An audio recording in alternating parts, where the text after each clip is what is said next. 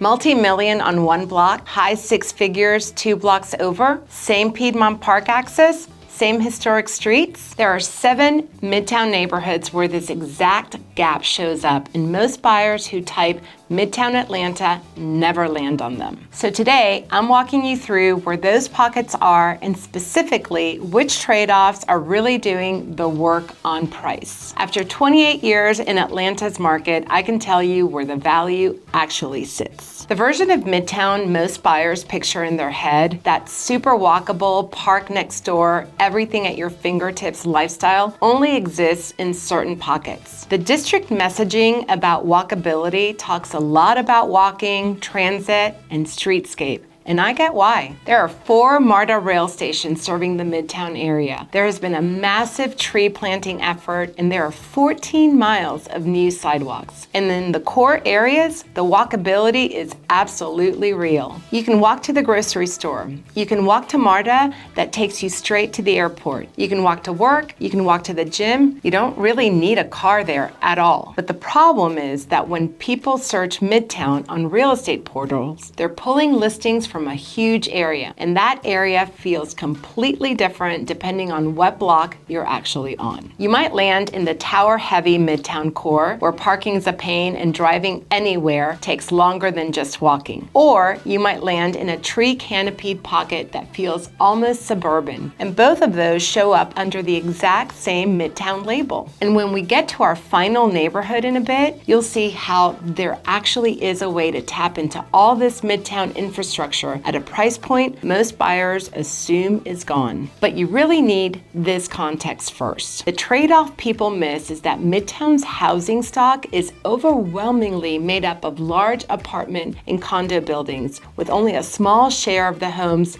sitting on those quieter single-family streets. Those single-family streets also have very low turnover. It's just hard to get houses on the market there. And when they do come up, you're not seeing brand new construction. You're seeing older homes that might be renovated, mostly not renovated, or kind of pieced together over the years by different homeowners. Same zip code does not mean the same lifestyle or the same costs. If you want Midtown proximity without Midtown density, these 7 neighborhoods are where the real opportunities hide. And we're starting with the one that gets skipped more than any other: Home Park. Now listen, if you're trying to figure out which one of these Midtown neighborhoods actually fits your day-to-day, I can help you sort through what matters for your situation. I've spent over 28 years helping buyers land in the right neighborhood. My info's in the description below. All right, back to Home Park. Now, most buyers don't even realize this place exists. And honestly, that's exactly why it's the most ignored pocket in this entire area. Home Park is actually shown as its own Atlanta neighborhood on the City of Atlanta's official neighborhood and council maps, and it's treated as part of the broader Midtown family of neighborhoods. It sits in that greater Midtown context where Georgia Tech, the Midtown Core, and Atlantic Station all kind of live under the same umbrella people casually call Midtown. But the lived experience in Home Park feels completely different. Home Park is mostly single-family homes and duplex-style buildings. There are very few high-rise condos compared to the Midtown Core. So what you get is this residential grid with older houses and small multi-family buildings. It's much more neighborhood streets and a lot less tower lifestyle. Now here's what makes Home Park really interesting. The Georgia Conservancy's Blueprints for Successful Communities work in Home Park actually shows a planning effort specifically focused on protecting the historic single-family core and clearly defining the neighborhood edges, while it's being squeezed by major institutions and development pressure. And that planning work is a big reason why it still feels like a neighborhood instead of just getting swallowed up by everything around it. When we get to Atlantic Station in a few minutes, you're going to see the complete opposite approach. And understanding both ends of the spectrum really matters when you're trying to figure out which Midtown Midtown pocket fits your lifestyle. The trade-off here is fewer luxury amenities. You're not getting concierge buildings, you're not getting rooftop pools, you're comparing homes, townhomes, and duplex-style living instead of those bundled amenity packages. But if you want a more traditional housing layout near everything Midtown offers without actually living in a tower, Home Park is one of the only places that still gives you that option. The median price for Home Park is in the mid-600s, which is about 40% up from last year. For days on market, we're currently at 56. Here, the layout tells you a lot. As I said before, you're looking at more traditional housing stock, usually less luxury amenity bundled than towers. So it's a completely different type of product. And that traditional neighborhood character is one reason Midtown pockets stay under the radar. But the next neighborhood gets overlooked for a totally different reason. It's so quiet that people drive straight through it without even realizing it has a name. So you've probably driven through Loring Heights a dozen times and never realized it was actually a neighborhood with a name. The Loring Heights Neighborhood Association describes it as a cozy in-town neighborhood with rolling hills, mature trees, and neighborhood parks and green space. It's positioned between major corridors, but still feels like a green oasis. And that language is coming straight from the neighborhood civic group, so that's not marketing talk. That's how the actual residents themselves describe it. Pretty cool, don't you think? Loring Heights sits tucked between Midtown, Buckhead, and Atlantic Station. It's mostly townhomes and single-family homes on hills. Inventory is pretty limited, which is a big reason it stays off most people's search lists. The location here is phenomenal. You've got easy access to major roads without actually being on them, so you get proximity without the corridor noise, which is a big deal. The neighborhood also has some really solid green space assets. Loring Heights Park, nearby Tanyard Creek Green Space, and the Tanyard Creek Dog Area, all highlighted as part of the neighborhood's park and green space network. These are stable public assets and they're not going anywhere, unlike restaurants or shops that can turn over. Now, the trade-off here is walkability. You're not getting retail right outside your front door, depending on which pocket you're in. It has strong location access, but it's not always a walk to groceries. So if you need everything within a 5-minute walk, Loring Heights might not check that box. But if you want quiet street, mature trees, and you're fine driving or taking a quick trip to hit retail, this feels completely different from the Midtown core. Here, homes typically sell in the mid to high 600s and townhomes generally in the 600 to 700,000 range, much like Home Park. So yes, this kind of quiet access is one approach to Midtown living, but some neighborhoods take the hidden concept even further, to the point where you'd never find them unless someone told you exactly where to look. Okay, if Loring Heights feels tucked away, Sherwood Forest takes that idea to a whole other level. This is very much a you'd never find it unless someone told you neighborhood. This area doesn't show up on the City of Atlanta's official neighborhood maps and on Midtown's own neighborhood list. It also gets missed because buyers assume it's too far north, or they just never see it pop up in searches because it doesn't fit the tower-heavy Midtown image most people have in their head. So this is a real, clearly defined neighborhood. It's not a marketing name somebody made up, but it feels hidden because it's a residential pocket with internal streets that don't look anything like the Midtown core grid. There's very little tower identity here. It's much more estate and home identity.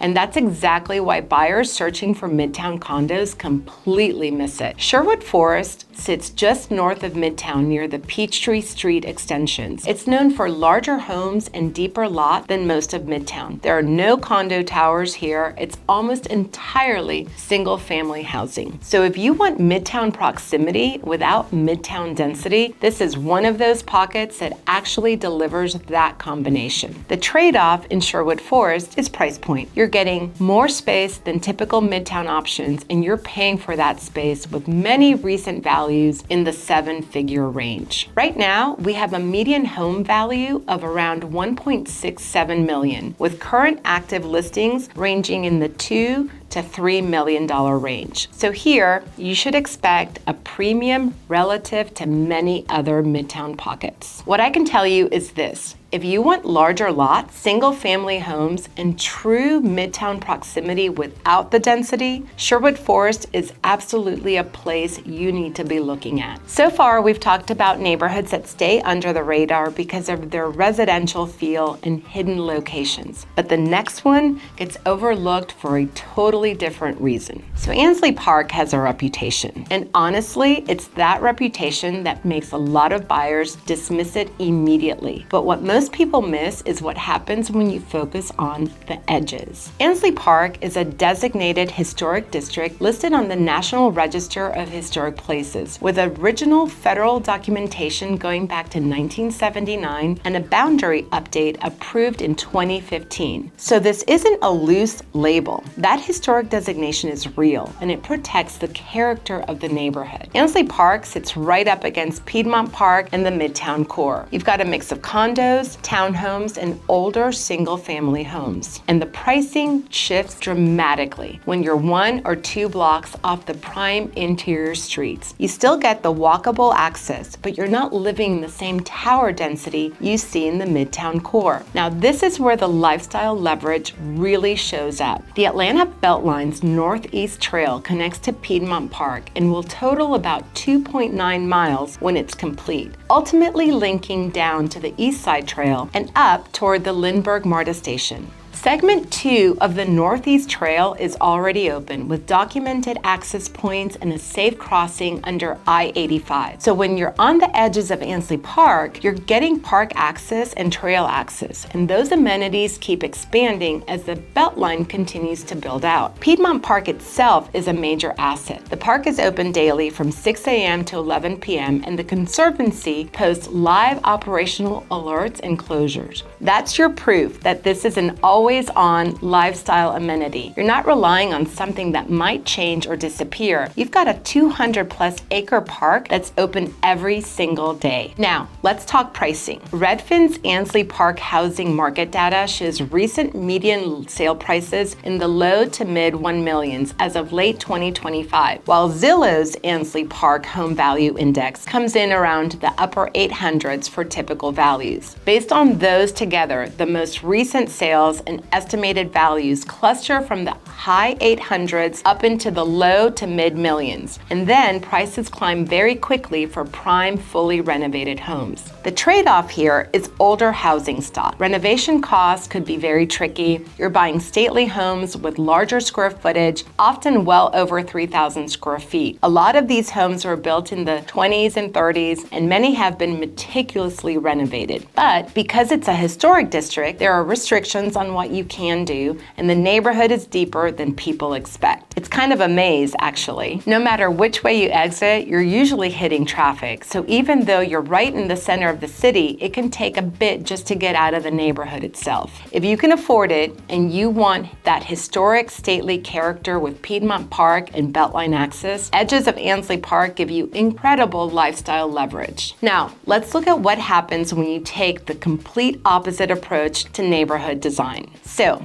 while Ansley Park leans hard into historic preservation, Atlantic Station is the complete opposite. This is modern, planned, and intentionally designed from the ground up. Atlantic Station's official visitor and transportation map lays this out pretty clearly. It describes the district as walkable and explains how the internal navigation works, things like numbered stairwells and underground connections tied into the parking deck. This is important because it shows this was built as a true urban district, not just a shopping center with some condos dropped on top of it. The official Atlantic Station FAQs also spell out transit behavior. You go to the MARTA Art Center station and take the free shuttle with published operating hours that run from early morning into the evening. So even though Atlantic Station doesn't have its own rail stop, you've still got built-in connectivity to the MARTA system. The residential side of Atlantic Station is mostly newer condos and townhomes, especially compared to historic Midtown streets. You get a very planned, modern district feel, cleaner lines, newer buildings, and an intentional public realm. Those residential blocks can feel more contained than historic Midtown streets, so it's a totally different vibe. The trade-off here is the planned district feels. Some people absolutely love it. Other people really want the older Midtown texture and character.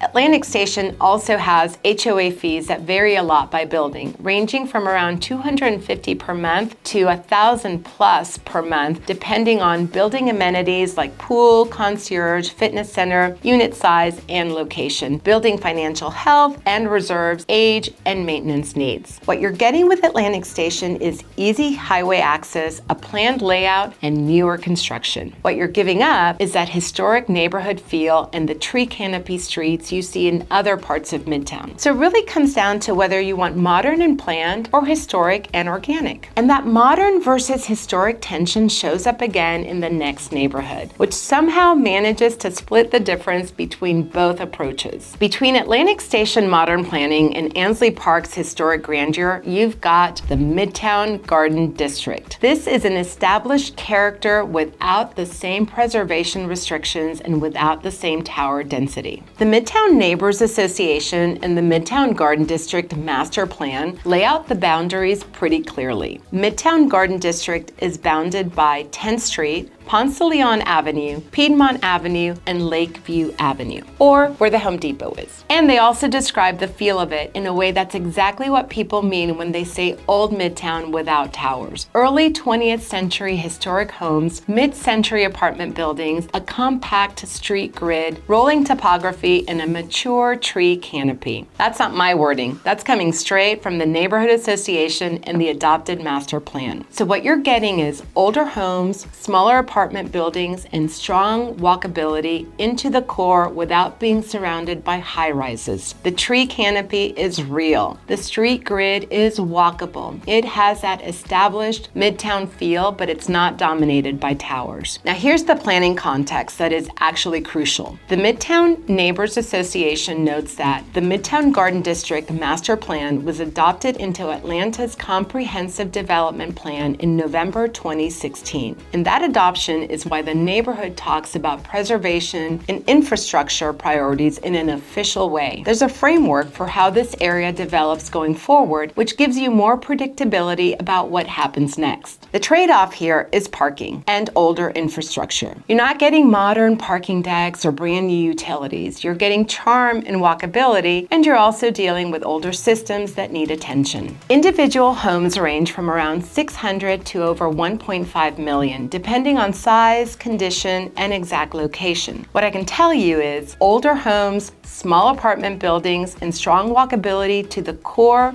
without the same tower density. So if that's the lifestyle you're looking for, Midtown Garden District really does deliver. We've covered 6 neighborhoods that most buyers overlook, but the 7th one might be the most underrated of all because it delivers everything we've been talking about at a price point that surprises everyone. Remember earlier when I said there's a way to get the Midtown lifestyle for hundreds of thousands less? This is exactly where that happens. Piedmont Heights works like an access hinge. It gives you quick reach to Piedmont Park, the Beltline corridors, and Midtown employers and culture without putting you in the Peachtree Tower Canyon. It sits between two worlds, and that's why it's so underrated. People mentally file it as not Midtown, even though functionally it connects you to everything Midtown offers. The Atlanta Beltline describes the Northeast Trail as connecting toward Piedmont Park and eventually linking to Lindbergh once it's complete, with the current segments already tying Piedmont Park to the Armour and Piedmont Heights area and providing a safe crossing under I-85. So Piedmont Heights is positioned really strategically for walk and roll connectivity, even if a buyer didn't search for it on purpose. You're getting that same expanding lifestyle infrastructure we talked about with the edges of Ansley Park, just at a totally different price point. Now, let's talk numbers. When you cross-check Zillow and Redfin together, you're looking at typical and median values in the low to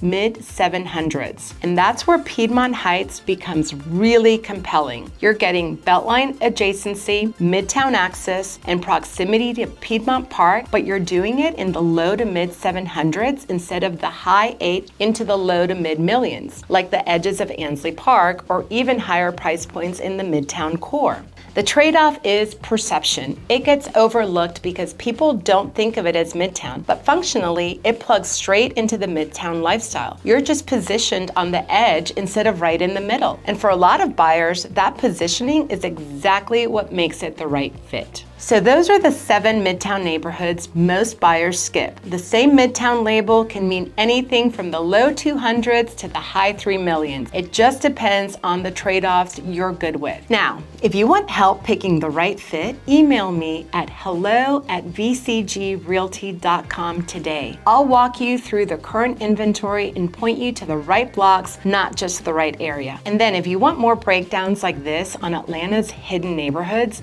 hit that subscribe button. I'm covering everything from school district deep dives to investment strategies across the metro area. So you've got the insider info that keeps you ahead of other buyers. Thanks for watching, and I'll see you on the next one.